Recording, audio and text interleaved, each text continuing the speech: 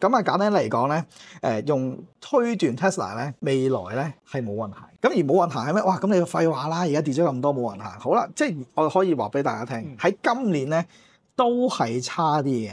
咁但係差到去幾時咧？或者幾時先係一個最嚴重大嘅問題咧？比較真係好差咧，咁就係2026年。原來而家喺歐洲咧，其實有啲地方咧，因為反 Tesla 咧，係直頭佢有啲揸 Tesla 咧，佢要扮到自己架車唔係 Tesla，佢要話俾人知，我嗰個唔係 Tesla 嚟嘅，你唔好搞我架車啊，係你唔好畫花我架車。咁其實件事就完全本末倒置咗。咁所以有呢個咁嘅老闆，嗱當然啦，開頭佢好創新，好癲，佢諗到好多好反傳統嘅嘢，係勁嘅，抵佢食到頭啖湯。但係佢而家走到去呢個極端嘅時候咧，我覺得佢嘅心態都唔同咗。佢求嘅嘢，我自己覺得啊，佢求嘅嘢唔單止淨係喺錢銀上面嘅嘢。我哋第一集新節目啦，就約你傾財經，咁啊即係介紹一次啦。咁我係龍躍天 Dragon，咁啊就係一個用八字玄學分析所有嘢嘅，即係人啊、性格啊、感情啊咁啊，所以咧就想搞個節目，就係其實香港人都好中意財經啊、股市嗰啲啦。咁所以今日咧好彩咁啊，之前識到喺一啲講座度識到一個好好嘅人，我覺得好適合嘅人，咁啊就係阿 Joseph 啦。好，咁我介紹下自己啦，我係 Joseph。咁我係一間而家做緊一間新加坡嘅財富管理辦公室。咁我係呢間公司嘅董事啦。咁其實我而家平時嘅工作咧，就係幫公司啦，幫我嘅客人咧去睇下，譬如佢哋有啲投資嘅時候，究竟資產要點樣配置啦？譬如擺喺唔同嘅地方，擺喺唔同嘅工具。咁所以之前又有幸係啦，同阿龍師傅一齊去玩咗一兩場嘅講座。咁所以係啦，咁啊今日多謝邀請。係啦。咁我哋梗係要講下香港人嘅最愛啦。嗱，對於我嚟講咧，呢一隻美股咧，就係等於當年香港人對9988嘅鍾愛一樣嘅 ，keep 住死都唔放。咁就係 TSLA 啦，咁啊即係 Tesla。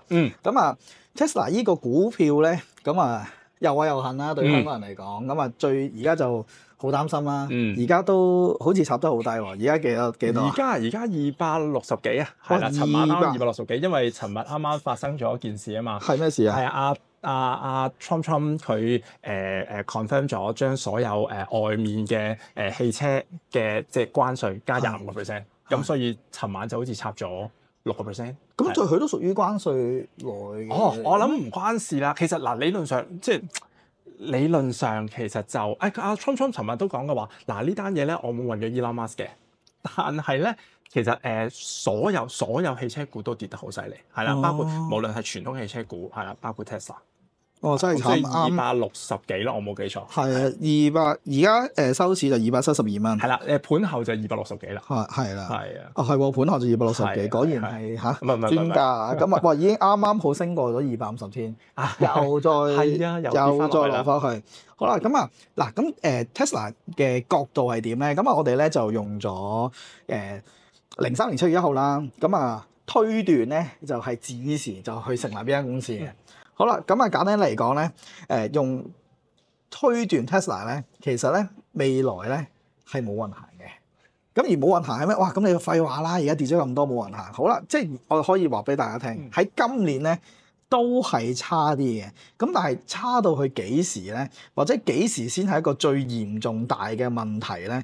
咁就係因為佢啱啱而家轉咗個大運，叫做辛酉大運。咁啊，辛酉大運咧係七煞運嚟嘅。嗱，本身咧行緊正官運咧，就係代表名氣有上升啦，有提升啦，官來合理啦。咁所以咧係做一個龍頭大佬嘅角色啦。本身喺電車嘅行業裏邊。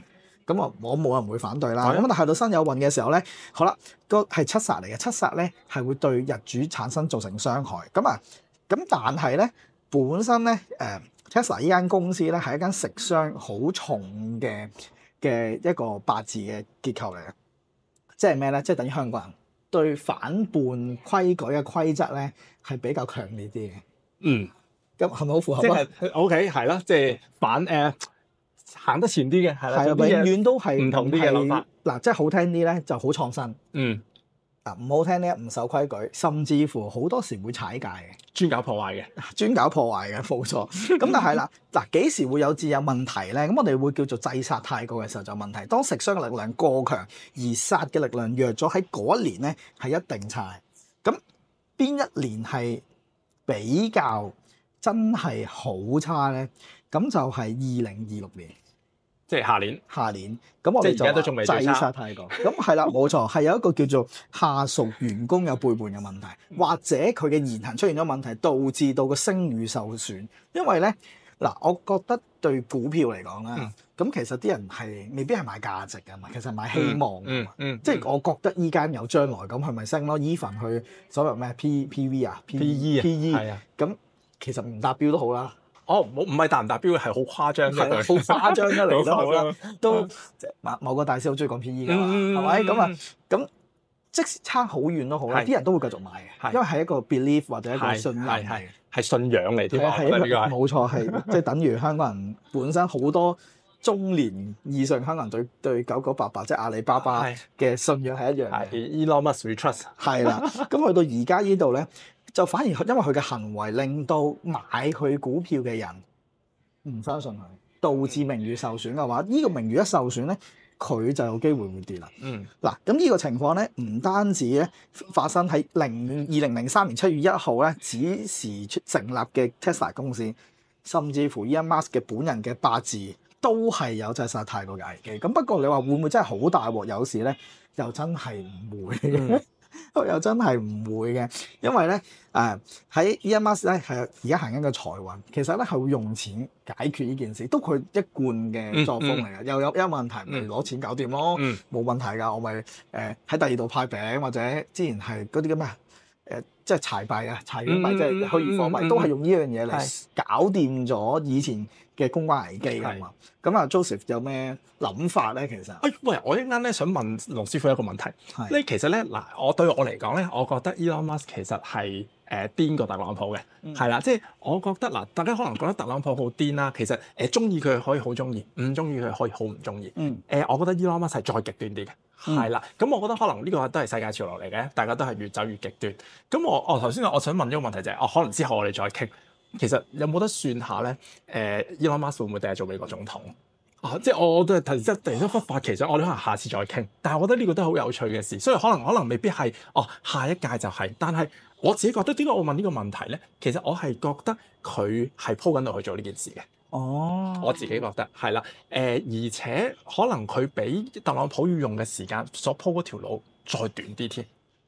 因為我自己覺得係佢有班佢忠實嘅 fans 嘅，係啦。咁所以anyway，咁我哋可能之後再傾。不過即係咁講啦，其實美國咧行埋呢個金運咧，行一直之後行緊火運嘅話咧，再即係去到2027年後咧，美國嘅八字咧就已經行到全南方火地運。咁對於佢嚟講咧係不利嘅。即係某程度上，無論我或者係邊個做都好啦，其實衰退對於美國嚟講係必然嘅。不過有長短啦，即係譬如我揾到100億身家，喂大佬，你要我衰退，我要搣啊，我都可以慢慢搣㗎，搣10世都未搣完㗎嘛，係咪？咁呢個視乎下佢到底真係有幾多斤兩銀兩，令到佢可以持續地維持到幾耐。但係衰退呢件事咧，就喺美國嘅八字裏度係必然嘅，即係無論你超人又好咩都好啦，你救唔到救唔到。咁都合理嘅，即係就算不過八字可能對頭先算到可能27年係會有好大機會衰退。咁其實對我嚟講，我哋睇咁多嘅歷史嘅情況，咁一定係上上落落嘅。咁爭在幾時，同埋好似龍師傅講，爭在有幾深。咁我哋頭先講嗰個美國總統係side talk嚟嘅。咁反而我講翻 Tesla，我直接啲講，我都覺得 Tesla 短期之內咧，其實都未必係會好好，都係爭啲。我諗原因有幾個嘅，咁慢慢同大家分享下啦。首先咧，利申一下先，其實我咧係冇揸 Tesla 股票嘅，但係咧我15年嘅時候咧係已經開始買第一部 Tesla。嗰陣時係都真係其實第一批咧最正確咧應該係 Roadster，但係嗰個係跑車款嚟嘅。我喺香港我都見過1-2次啫。咁嗰陣時，我記得我開始接觸 Tesla 咧係唔知都係上網睇下啦。咁嗰陣時諗住換下車咁樣，好似換嚟換去都係嗰啲車好悶。咁之後咧真係咁啱經過見到有 Tesla 呢架車，哇覺得好似好型咁喎，電車喎。嗰陣時香港係一架都冇，14、15年嘅時候，好咁買咁就我想講咧嗰陣時應該大家都會知嘅。其實嗰陣時我買緊一個 Model S 咧，係70萬到啦，係啦，標準設備啫，唔係已經冇加到話好多 options 嗰啲。咁嗰陣時仲要係冇嗰啲咩一換一政策嘅，咁所以咧你係硬過70萬就俾晒佢㗎，唔係俾晒 Tesla 㗎啦，係啦，你冇分俾政府嘅，係啦，咁即係 Tesla 係執晒嗰70萬㗎啦。好啦，咁之後咧，再過多陣咧，就出咗嗰個咧係要飛嗰隻翼嗰陣時，係啦，咁嗰價就再賣得貴啲啦。咁嗰陣時係7位數字，而嗰7位數字都係1蚊稅都唔使，因為嗰陣時電動車冇稅。好啦，咁但係 so far 我係即係好啦，但係呢一刻咧，我係冇任何 Tesla 嘅股票嘅。OK， 好啦，我想講點解我都會覺得佢麻麻地咧？其中一個原因咧係其實而家嘅競爭大好多。點解我話啊？點解我會特登刻意提下？我嗰陣時都買過 Tesla。By the way，咁我18年就買翻俾佢啦。如果真係有揸車嘅咧，就知道呢個 program 好好玩。咁而家冇晒啦。咁因為其實而家個競爭真係實在太大咗好多啦。喺我嗰陣時買電動車嘅年代，根本就冇人會揸電動車，係啦。所以佢係獨市生意對我嚟講，係啦。咁又做得起啦。但係而家你試下諗下，如果我而家肯俾70萬港紙70萬出嚟買一架電動車，真係買到咩都有啦，嗰啲配備，哇 Leo 啦，比亞迪啦，跟住最頂級，或者寶馬都好似出咗隻㗎，係啊，寶馬其實都好靚，係啦，或者 I7啦，咁個 I7嗰啲好靚，咁當然佢 target 嘅客人唔同啦，係啊，但係我想講嘅就係因為而家個競爭真係大咗太多啦，咁所以你唔係獨市生意嘅時候，咁你個嗌價嘅能力就低咗，其實即係 profit margin 低咗，咁呢個趨勢嚟嘅，冇得講噶啦，咁一定係會慢慢縮細，咁呢個係其中一個原因，唔係咁好啦，咁呢個小嘅原因嚟嘅。第二咧就係頭先我講啦，因為Elon Musk 都係好癲嘅，係啦，佢癲過Trump，佢入咗去嗰個叫做 Government Efficiency 啦 ，Department of Government Efficiency 之後咧，咪做咗好多嘅唔同策略，其實就係激嬲咗好多人，令到好多人反佢。咁如果大家有留意下啲新聞嘅時候咧，你會發現其實以前咧揸 Tesla 係好矜貴嘅，係好巴閉，身份象徵嚟。哇，有料你識嘢啦！但係咧，原來而家喺歐洲咧，其實有啲地方咧，因為反 Tesla 咧係直頭佢有啲揸 Tesla 咧，佢要扮到自己架車唔係 Tesla，佢要話俾人知，我都唔係 Tesla 嚟嘅，你唔好搞我架車啊，係你唔好畫花我架車。咁其實件事就完全本末倒置咗。咁所以有呢個咁嘅老闆，嗱當然啦，開頭佢好創新，好癲，佢諗到好多好反傳統嘅嘢，係勁嘅，抵佢食到頭啖湯。但係佢而家走到去呢個極端嘅時候咧，我覺得佢嘅心態都唔同咗。佢求嘅嘢，我自己覺得啊，佢求嘅嘢唔單止淨係喺錢銀上面嘅嘢。啱啱可能呢一轉跌幅由488蚊跌到落嚟，而家260幾蚊，之前跌過210幾、220幾。其實如果最癲嘅時候，即係跌咗5成幾，而家都跌咗4成幾。啲人話㗎嘛，可能個市值已經跌咗8000幾億，8000幾億即係冇咗1年冇咗全香港而家嘅財政儲備。佢 piece of cake，佢冇所謂，佢唔 care，佢唔會因為咁樣而收手，唔去繼續搞整頓下個政府。咁所以呢啲位你都見到，其實佢都唔介意啊。所以你話佢咪好 care Tesla 嘅股價咧？唔知。係咯，你咁講咧，好反映到佢個八字嘅性格，因為咧佢係食傷好重嘅，食傷重嘅人咧就係反叛唔守規矩啦。但係呢個佢只係佢其一嘅性格，佢有啲矛盾嘅性格。佢矛盾嘅性格喺邊度咧？就係佢自助七殺、後觀殺。七殺係咩咧？係名譽地位，即係佢中意除咗表現欲強之外，佢更加想有嘅就係權力地位。所以你話頭先你同我講佢有冇機會做總統咧？老實講，你唔係真係選咧，你唔可以預測嗰人係咪有冇機會做總統嘅，係咪？因為同一個八字嘅人，Elon Musk全球嘅八字都會有呢個人，因為個個都有 Tesla 唔會嘅。咁但係咧，如果佢真係選咧，咁我真係數啦，咁即係話應該係4年一屆啊嘛，咁即係25、26、27、28啦，28選29上，有機會贏啊！有機會贏嗱，真係冇教過，但係我真係即場問，但係我覺得好有趣。呢個係你唔知係幾時，但係你話係咪冇啲可能？佢根本就係做緊呢件事，佢就係要 wow 大家嗱，我就係好勁噶啦。咁好極端㗎嘛。咁你可能你下4年你唔知道啲選民祈求啲乜嘅話，啱啱嗰次就覺得民主黨太廢啦，太弱啦，所以我哋要揾個新嘅。就算我心裏面我唔中意佢都好，我都要投。我係唔中意拜登者其實。係啦。咁但係你今次你唔知佢真係撞正咩運咁，所以個環境唔同。不過即係我諗佢都會知就係其實電動車應該唔係唯一出路。所以其實佢都已經轉緊啦。佢出咗一個叫做死人唔識讀添 Clock 啊。係呢個 AI 出嚟。呢一個嘅 AI 咧，我自己有用嘅。我覺得某方面咧係好過 ChatGPT。即係嗱，DeepSeek 咧我都有用，但係真係暫時搞唔掂。DeepSeek 係我聽人哋講咧，都係中文啲嘅嘅嘢係 OK 嘅。我都係問佢中文嘅嘢，我玄學㗎嘛，搞唔掂。我唔係要佢預測嘅，當然我唔需要佢預測啦。咁我預期一定唔準嘅。係，即係可能文本嘅處理，我都覺得怪怪地，同埋我最唔中意就係我想去出繁體俾我。係無端端有幾個就攝咗啲簡體字。係啊，咁同埋佢係話我唔得，我一定要淨出簡體。佢會覆一句咁嘅嘢，唔中意啊，唔中意啊，即係可能改咗先啦。不過我明嘅，即係 understand 佢就要咁樣。背景就係咁啊。一係用，一係唔用嘅啫。咁但係我覺得Elon Musk 係佢知道唔係唯一出路，所以其實同埋佢本身，我而家就好少講啦。我諗1-2年前就比較多啲嘅，就係神經系統發個晶片落去，放落去嗰個神經度。但係冇，我覺得老實講，如果呢一隻係會上市咧，又爆，我一定買嘅。我講真係冇可能唔買。因為大家細個嘅幻想就係哇，所有嘢畫面全部都係人工智能，我哋就已經可以 foresee到聽電話成。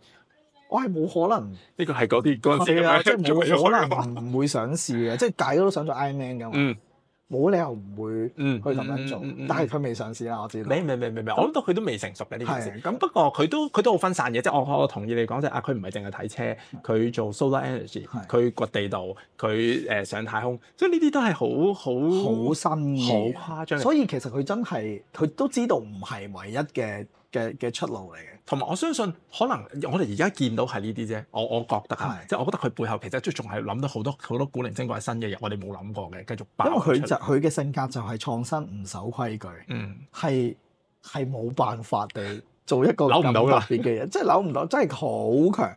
同埋因為咧，佢個八字咧係暗拱財星，佢呢個暗拱財星係令到佢咧會好多財富唔露出嚟，即係佢係唔會俾人搶到錢嘅。實際上佢袋到落袋嘅錢。佢係唔會俾人搶到嘅，係勁嘅。咁即係有咩啟示？即係代表啲咩咧？即係佢攞唔到。即係因為咧，我哋個八字咧，我哋成日都講啊，財不可露眼。嗱，所有八字咧，譬如我嘅用神透天光咧，即係眾人皆見你望到。譬如你講嘢能力好叻，你有知識分析能力，你俾人睇到係最好嘅。唯獨一樣嘢咧，露出嚟係唔好嘅，就係錢啊。因為錢一攞出嚟咧，就會被劫。所以就喺錢一度咧。係唔會，即係佢就係唔攞出嚟嗰啲人啦。佢係直頭你想揾都揾唔到，但係暗中會有錢。呢個係冇辦法咁好，真係得佢咁嘅配搭係特別好。呢個係暗裏邊有錢，呢個係令到佢，因為其實佢係曾經全世界最多身家人嚟。而家就俾阿黃生，即係阿張生啦，係啦，俾阿黃生攞咗啦。咁但係本身佢係勁，即係所以你問我長遠計。咁當然啦，可能佢都繼續用 Tesla 呢個牌頭啦。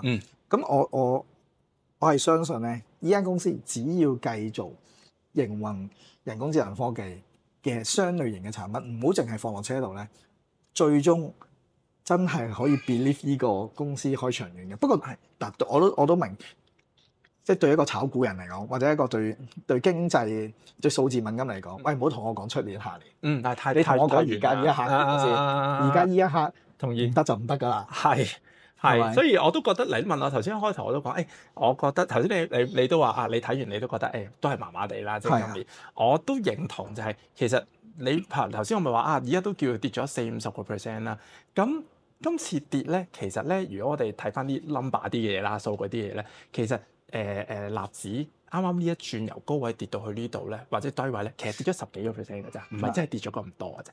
都升好多啦，係啱啊，係啦，即係你回翻12個 correction 啫嘛，都好合理，冇你先驚啦。但係咧， Tesla 係跌咗頭先講個最多跌咗50幾個 percent，而家叫跌咗40幾個 percent，真係超誇張。係啦嗱，咁即係其實個市都係麻麻地，但係咧佢比個市麻麻地好多，即係差好多。我自己睇其實呢一轉好明顯都係因為間公司自己本身嘅問題，同埋老闆頭先話好極端嘅性格嘅問題影響到你令到人哋冇信心啊，大佬，我點撐你啊？係啊，係真係驚，係啦，即係你唔知道好難捉，即係特朗普難捉係咪？佢仲難捉。咁你特朗普都要錢，因為佢唔要錢。特朗普都係老啲啊，係啊，都係驚啲啊，係啦，即係破過產幾次啊嘛。係都穩陣啲，但係Elon Musk係再癲啲。Elon Musk好似冇破過產喎。唔記得咯，我有睇過本書，但係應該冇破過產。但係特朗普破產過2次，有冇記？係啊2次。咁你諗下破產2次，一定謹慎啲啊，同埋都老啦。係老啦，我覺得即係老就縮㗎啦嘛，係咪？咁我係咪賭神？賭神成都縮啦，係咪？咁但係即係佢會再癲啲咯。咁我想同大家分享嘅就係，其實你睇翻大概2022年嘅時候咧，其實個市都跌過一次，都好金嘅。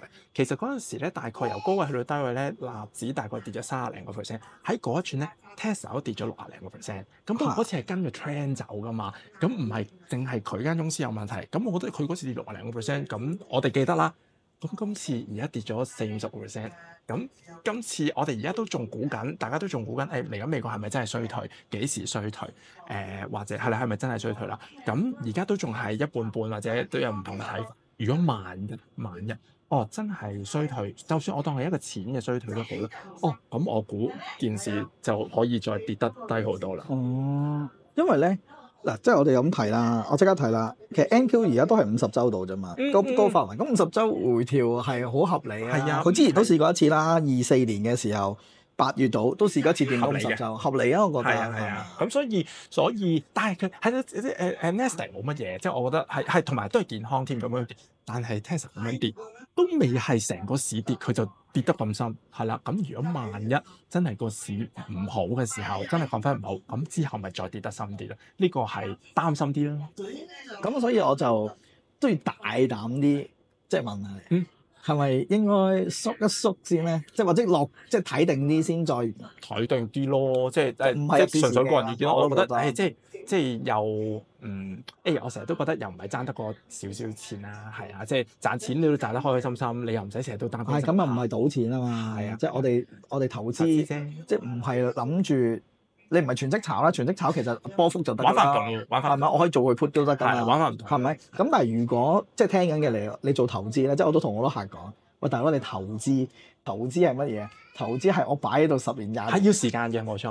我希望佢個價值上有提高，咁先有用啊嘛。大佬你唔係賭錢啊嘛，你嗰啲係投機啊。投機你有冇時間先？我識一啲真係全職炒嘅，8點鐘起身，係啊，跟住咧就8點3咧就已經搞掂晒所有嘢，坐喺個電腦面前做定功課。唔係我講遲咗，係7點半起身，跟住7點9就坐喺電腦面前。其實尋晚已經做定功課㗎啦。7點3咧8點3咧已經開始準備啦。即係呢啲就係同埋係唔會離開個高位嘅。呢啲唔夠癲，都唔夠癲，唔夠癲。你淨係睇港股啫嘛？呢啲事係啊。咁美股點算啊？我識嗰個就少炒咯。夜晚10點半開始，之後咪玩到4點半咯。係啊，咁係咁嘅喎，即係你好似再癲啲。咁嗰啲就係嗰啲係我嚟當職業。係啊，嗰啲真係職業，佢係唔會行開㗎。佢係全程喺度，同埋我識嗰個係真係靠炒嘢。財政自由嘅，咁佢真係除咗食飯行開下之外，其他時間9至5都係坐喺度，完咗好守紀律做 gym，然之後就咁啊真係多餘錢啦，中意就買車啊買玩具啊，即係類似呢隻，但係就係好 discipline 同埋好守紀律嘅，即係100個人裏面有幾多個係咁啊？我有個學生咧係做證券。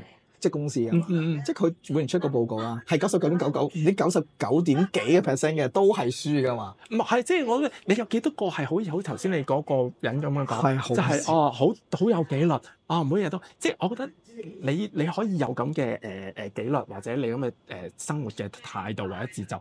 咁你咪 deserve 你抵有嗰啲嘢咯。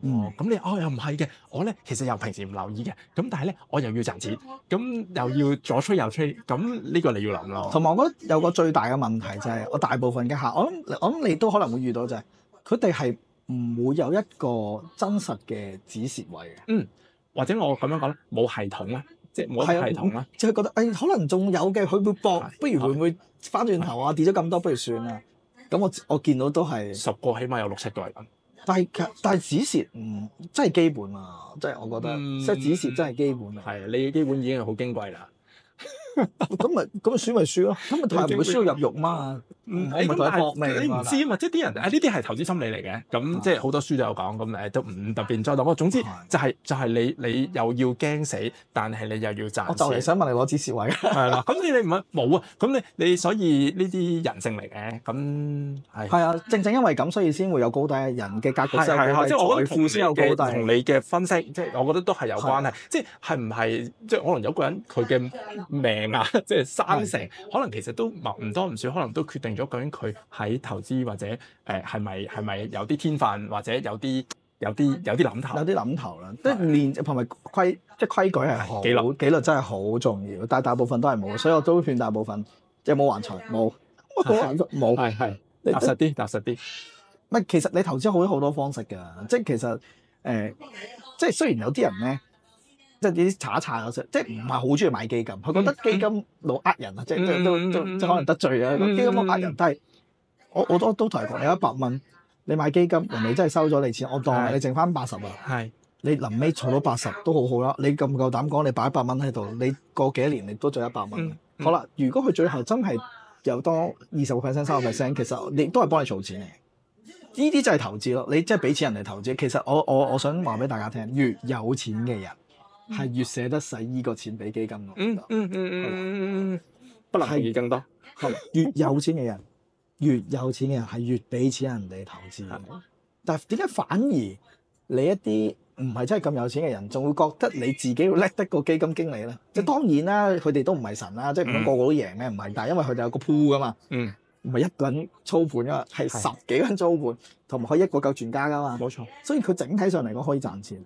我覺得呢個錢係值得使啦，就算平手都好啦，我擺喺度啊，你都買第二樣嘢噶啦。同埋睇嘅嘢，即係我諗機構嘅投資者啦，咁機構嘅投資者睇嘅嘢其實就唔係淨係 return 啦，係啦，真係會睇風險係幾多，真係會做分散投資咁。不過嗱，呢個世界有好多種人嘅，即係好老實講，有啲就係中意投機性多啲嘅。咁呢啲即係呢啲係個人選擇。咁但係你話好老土嗰啲黃道嘅，咁一定係投資嗰句嘅。其實講真，投資你就係時間。咁當然，我覺得你有10蚊，你有8蚊，好有紀律嘅，有2-3蚊去玩下，都合理嘅。我都同意啊，我都合理嘅。你真係投資同埋做生意一樣啫嘛，都要俾學費㗎。係啊，總之你每年 set 個 target。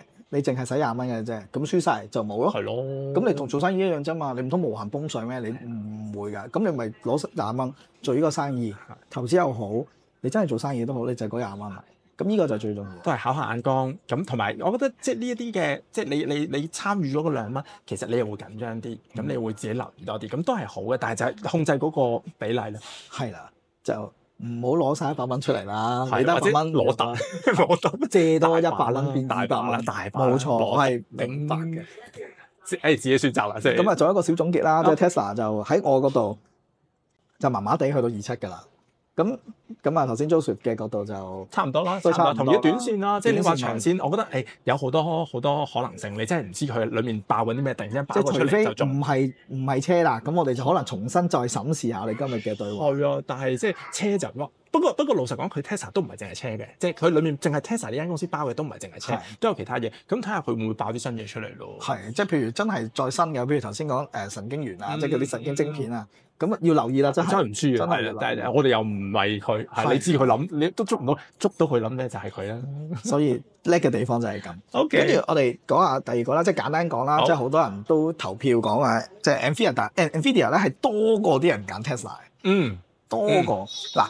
咁啊，少少預測啦，嗱，跟呢個咧唔係非常之準確。咁我哋用佢一個公司嘅創立日，即係93年4月5號。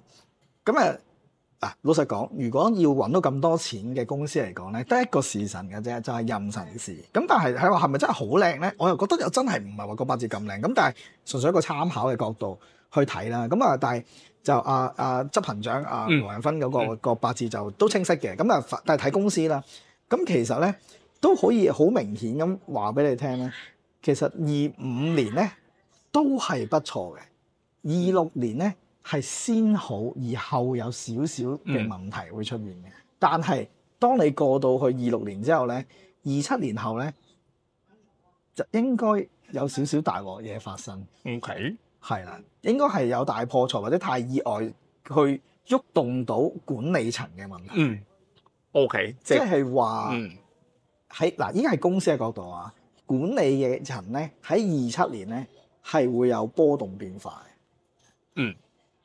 咁係應該係有問題會出現嘅喺呢一個短時間內嘅預測啦。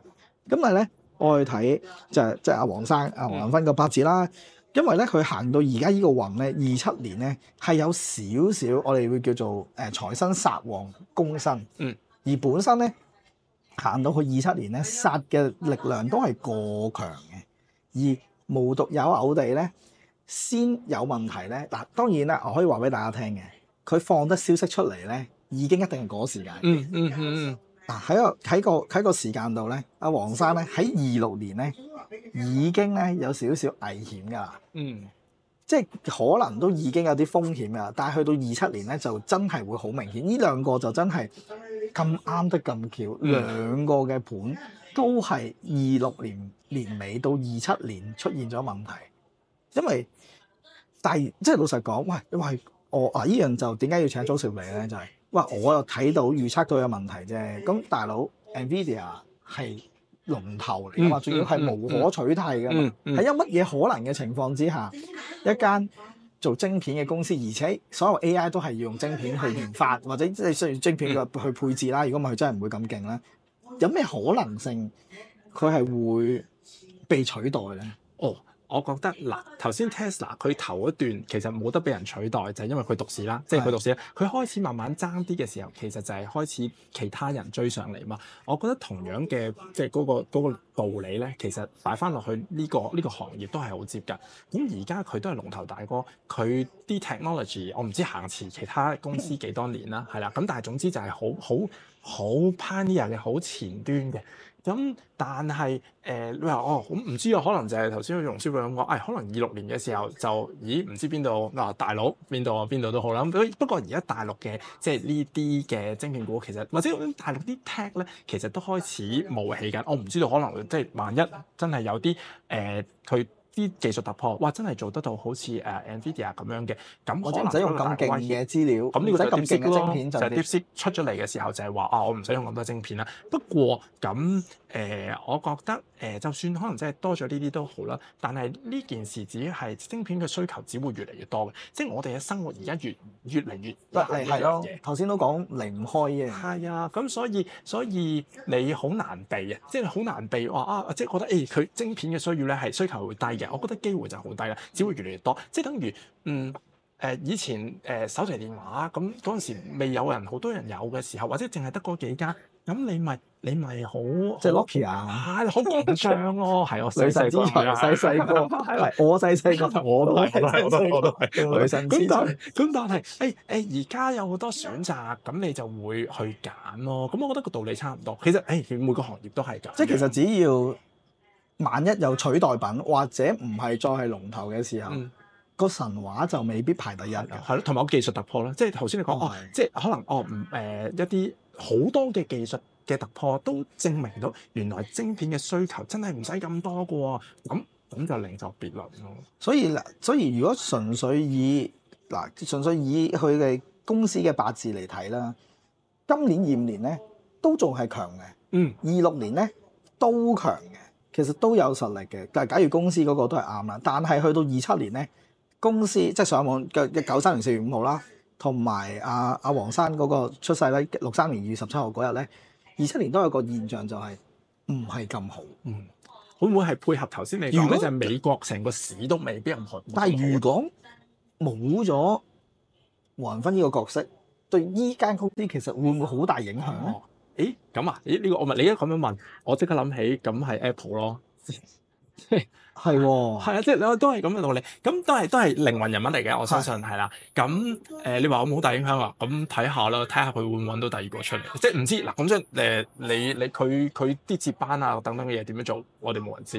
係咁，但係你話咁我哋可以揾下 Apple 當年 Steve Jobs 走咗之後係咪有冇拆到咧？冇錯，佢好似冇乜拆到，但係你見到佢已經唔係以前嗰種啦，係啦，即係佢唔係嗰種哇，我就係帶領個潮流啦。而家係我都用緊 iPhone 啦，但係啲嘢係好舊啦，好人哋有晒，我哋都仲係冇啦。咁但係冇辦法，我哋 stick to 即係已經用慣咗。但係一啲冇咁有 loyalty 嘅客人，其實已經轉走晒啦。咁所以都好難講，即係你唔出奇㗎，真係好嚴重，可以好嚴重啦件事。好，咁啊，我哋橫掂都係啦，繼續埋啦。最後一個環節就係，即係譬如今日香港啦，即係我哋都係香港人嚟㗎嘛，都要關心下香港股市。咁啊，頭先咧就未收市啦。咁啊，頭先望嘅時候咧，就大約23,600幾點度。咁啊，而家睇下更新下先。而家今日咧就係拍節目咧，就係3月27號。咁咧係再跌多100點啦，就23,600啦。啱啊，23,579。係啦，今日已經去到呢一個位啦。咁啊即係如果有去聽我講座啊嗰啲咧，即係我都覺得而家係假好嘅咋，唔係真好啊。咁啊，而家可能個畫面度都會 show 咗一個大年初一嗰個8嘅分析啦。咁啊，話俾你聽，因為香港嘅股票指數咧係好難純粹用香港嘅八字去分析嘅。最主要原因係因為一個八字嘅地方係可以嚟預測佢嘅經濟。但係香港恒生指數藍籌股裏邊影響得最重嗰幾隻，全部都唔係香港公司。係啊，啱。咁即係話你係唔能夠用香港嘅經濟反映緊香港嘅恒生指數嘅，係咪好諷刺？但的確係一個事實嚟。係啊，你睇成個 market 嗰個我哋叫咩咧？個佔比咧，係啦，個佔比。即係你可以用八字嚟分析香港嘅經濟好唔好？咁我話俾你唔好啦。咁但係你可唔可以純粹用一個香港嘅八字去分析香港嘅恒生指數咧？係唔得嘅。你用美國嘅八字，如果嗰個獨立日嗰個時間準，因為其實美國都有幾次簽署啲文件嘅嘢嘅時候啦，咁大部分都用獨立日嚟講啦。香港係唔得嘅原因就係唔係嗰日唔啱，即係唔係97年7月1號指時唔啱，而係佢根本冇嗰個反應性。恒生指數唔係真係反映緊香港嘅公司嘅經濟。係咪係反映內地嘅經濟啊嘛？係嘛？即係even 700啊、9988啊、阿里巴巴，唯一一個咯，388咪係咯。即係港交所。係咯，匯豐咯。匯豐，但係匯豐都少咗好多人。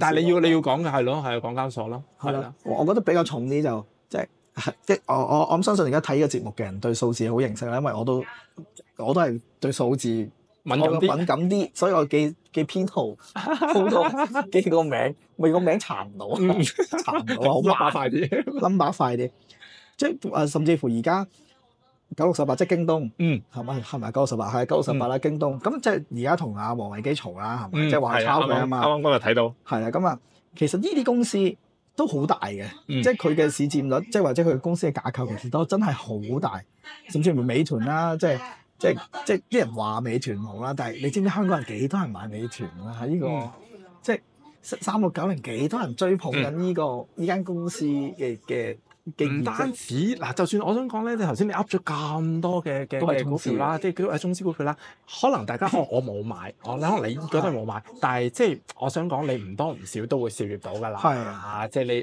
即係我即係之前認識阿龍師傅強積金。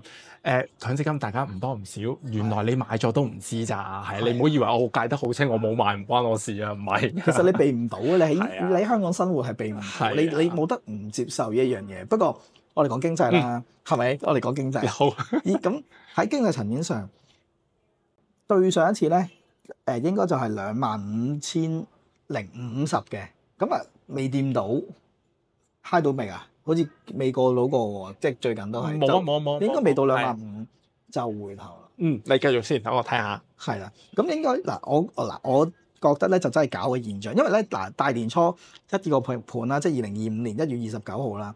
咁你會見到左邊咧就係白虎天沖生門戊土同埋咧就係代表資金同埋錢嘅。咁逢凶咧就代表得3成力，即係佢擁有嘅資金資源咧都真係唔多。咁即係話其實內地嘅經濟其實都唔係真係咁理想咁好，即係佢都仍然係拼搏落去嘅，都係有錢科落去嘅，不過個力量得好少咯。所以呢一個力量到底點解呢2個月升得咁快啊？我爭啲就衰咗，預測錯咗啦。我話假好嘅就係呢兩個，好彩佢翻轉頭啫。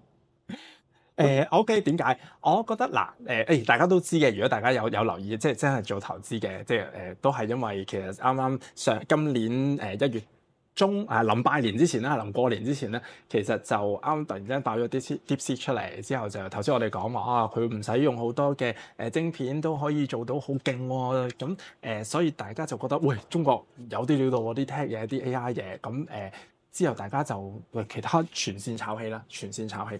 咁呢個係其中一個原因。咁另外我哋講啲即係講啲基本啲嘅，係基本啲嘅係啦。確實咁你見到習近平主席係啦，咁佢2月見咗啲大頭係啦，啱啱上個禮拜再見埋啲外國大頭。其實之前都好耐冇做過呢啲嘢啦，係啦，即係其實唔多唔少都係一啲姿態一啲 gesture 去話俾人知，其實我好支持啲民企嘅，我唔係想搞你哋嘅，我想你哋好而 so that 振興翻成個中國裏面嘅經濟。佢有冇課金咧？即係老實講嗱，我學嘅時候咧，即係學即係經濟嗰方面啦，投資嗰啲啦。一定係錢行先嘅，即係冇錢啊，全部都空話。佢有升，即係真係有錢俾嘅喎，係咪？係啊，佢都真係放咗唔少水落去嘅。佢話啦，佢放咗未我唔知，係啊，但係佢話佢會放好多水落去嘅。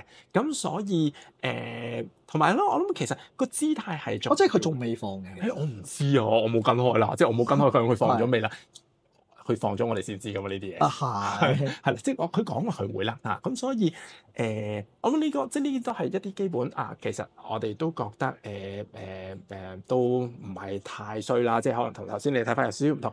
不過即係我諗同埋另外一樣嘢就係我哋都睇緊嚟緊 AI，即係大陸嘅 tech 嘅嘢咧，好似越嚟越爆得多出嚟，即係能力強咗。係啦，或者市場期望大陸嘅 tech 公司再爆多啲新嘢出嚟，佢哋覺得又會有呢件事，甚至乎可能 build in 咗呢一樣嘢落去添。咁所以咪都升得幾好咯，係啦。咁回就基本㗎啦，即係你25,000跌翻落，即係未到25,000，而家跌翻23,000，都係5-6%。我為咗啲人問，可唔可以回到22,600咧？嗱，其實可能咁講，唔係嗱，好即係咁講，我哋小心啲講嘢。你其實客觀地講，23,600去到22,600，即係1000點，1000點即係大概唔夠4%。係啦，唔夠4%，其實唔係啲好大嘅波幅嚟啫。即係我真係唔。咁幾多先叫大咧？哇，起碼都跌翻10%。開外啦，即係應該去到250周咗緊。係啊，你真係要再跌，即係我哋要叫得做一個真係調整回調，起碼雙位數字啦。即係你如果嗰8%，即係千零點啊，算啲咩咧？係啊，升嗰陣時唔見你講，即係係咪先？咁所以調翻轉跌嘅時候，即係你都會唔好太即係執着喺嗰幾百點啊，或者幾1-2%。咁所以你問我短線，我覺得即係都睇太長都大家都唔知，但係我諗短嘅其實又唔係太差嘅。即係你都覺得其實係有希望嘅回調嚟嘅，就算係嗰啲。係啊，即係我哋會覺得，其實每次佢真係跌翻落去嘅時候，可能都係一個即係俾你去吸納嘅一個機會，真嘅，即係呢個係無論國內係啦，即係香港啦、中國啦，包括就算美國。係啦，即係雖然而家大家都仲掙扎緊係咪衰退，係咪仲講緊咁，但係就算如此都好啦，我哋都覺得其實如果係一啲低位咁，我覺得係有好嘅吸納。好前提即係戴翻頂帽先，其實就係你唔我預你唔係炒半年1年咯，我預你嘅可能你擺翻幾年3年係啊，咁你擺落去咁，我覺得係 OK 嘅，係啦，呢個係即係我自己嘅睇法係啦。咁即係話如果我持有得長啲，其實你覺得係可以係值得趁低吸納？係啊，即係嗱，國內或者香港，你講翻嚟頭先話 PE 啦，突然之間講 PE，OK，PE 咁低，即係你買呢啲咁你 P 咁低咁抵買，咁你咪買住先咯，係啦，唔會即係跌極我跑嘛。因為目的係投資啊嘛。係啦，即係嗱，我哋唔係啦，即係突然之間頭先講起嗰個偉大理論啦。OK，咁如果我哋要 base on呢個偉大理論嘅時候，咁其實你佢平嘅時候你買 OK， 兩個可能性，一係升一係跌，升大家都好開心，跌嘅時候跌會唔會即係你個跌嘅幅度唔會好狼死啩？即係買，即係而家有啲人會唔知啦。恒生指數而家有買恒指之後，仲有個叫做類似好似NQ 嗰啲科技指數嘅，香港都有，都係幾千點嘅啫嘛，佢唔會跌到零噶嘛。係咪即係唔會跌到零噶嘛？我買張大嘅，我哋都唔知去咗邊啊！我哋買張大嘅，已經可能3-4千係嘛？等我望下先，趁而家望下，而家嗰個係去到香港科技指數咧，嗱5500點，嗱佢唔會去到零啊嘛。係，即係你唔會零，即係我係唔好咁講，係咩都可以嘅，但係即係你好難啊，大佬啊，即係咁抵死啦！如果佢零就香港，佢零都大家都玩完啦，大家都玩完啦，咁所以我哋唔好攞啲咁極端嘅例子去講。咁佢跌。咁譬如但係佢跌個幅度唔會好多咯。調翻轉講，喂，一啲升到叭叭聲嘅嘢，你走去追，咁咪仲有啲危險。個跌幅咪仲可以再大啲，係啦。咁因為美股就係咁啊嘛，即係點解香港人就會買美股就係哇，佢回調多少少再爆，再突破頂，破頂，段又係啊，段。因為咧，我聽講咗啦，都學咗好多嘢啦。咁啊，上年咧本身咧。外界咧就傳出一句咧就係咩 ABC 啊嘛，唔係 Everything but China 啊嘛。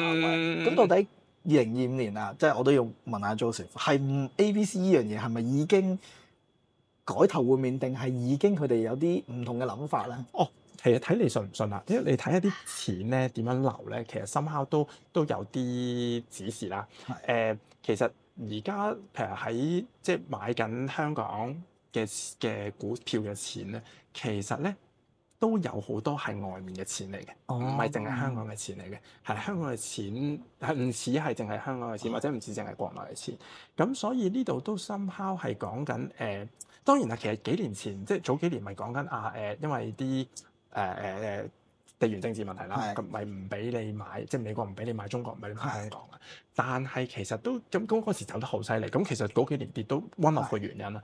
咁但係你見到而家啲資金流，似乎其實喺外邊有啲入翻嚟嘅。咁所以你話可能你唔知噶嘛？可能啲大行就話俾你知千祈唔好買大陸，咁佢哋買緊啫嘛。